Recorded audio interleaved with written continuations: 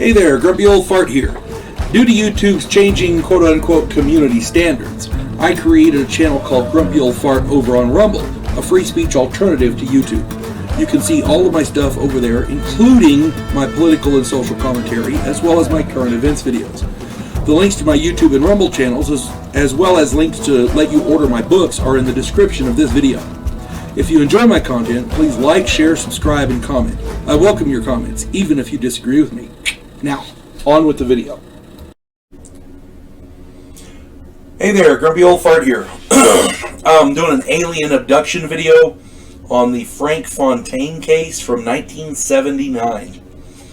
I found this one interesting. On November 26th, 1979, 3 street traders in Paris, France. And when I mean a street trader, what I mean is they set up a little booth and they sell stuff on the street. That's very common in European cities, and this happened in Paris, so, you know. Anyway, these 3 street traders were loading their van with clothes to sell.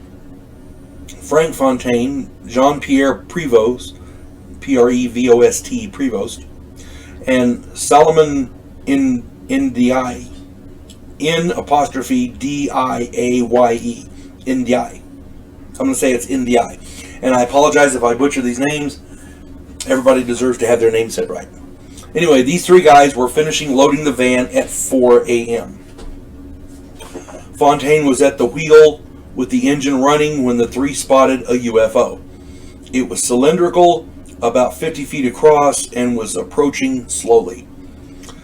Prévost and Ndiaye retreated into Provost's flat where the men had spent the night to retrieve a camera. While they were inside, they heard the van's engine roar. They looked out the window and saw the van speeding down the road. Suddenly, the engine cut out and the van came to a halt. When Prévost and Ndiaye checked the van, Fontaine was gone. So, you know, that tells you something, right? That something out of the ordinary was happening besides just the UFO. They searched for him, for an hour, and then they got scared and called the police. The police were unable to locate Fontaine, so they began investigating him as though he was a missing person, which I guess technically he was. Their investigations into Fontaine's finances, his family life, and his history turned up nothing suspicious. They investigated Prévost and Ndiaye. Anyway, they investigated the other 2 guys to find any motivations for murder. Now, there were 2 young women, the girlfriends of Prévost and Ndiaye, that had stayed with them that night, but they had seen nothing, and they were worried about being involved in the things, so the police kind of left them out of it. Well, the story hit the press, and it became a media circus. Ndiaye and Prévost gave interviews, but their stories didn't change. It was the same stories, and they stuck to them, as it were. On December 3rd, 7 days after vanishing, Frank Fontaine showed up at a friend's house. He was confused and had no idea a week had passed. UFO researchers realized the similarities with another case, that of Travis Walton in Arizona in 1975. I did a video on that. Go check it out. But that case was not widely known at the time.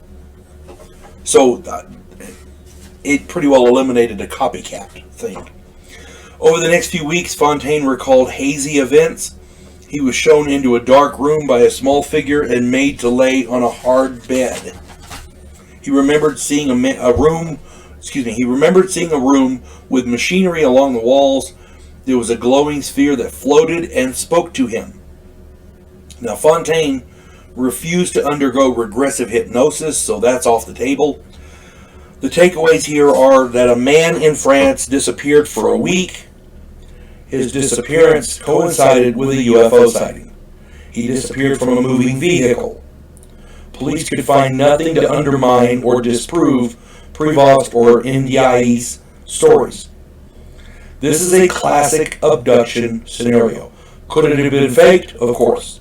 Most abductions could be faked. I mean, you know, it's a story. And until somebody comes back with an alien handcuffed to him, or with an alien over their shoulder, or, with a video of the inside of the alien ship, or with some device that they picked up while they were there that could not possibly have come from Earth, then yeah, it's all speculation.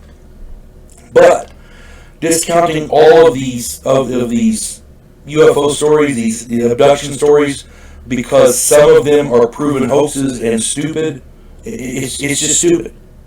If because some of them are proven hoaxes, you can't discount all of them because we don't know.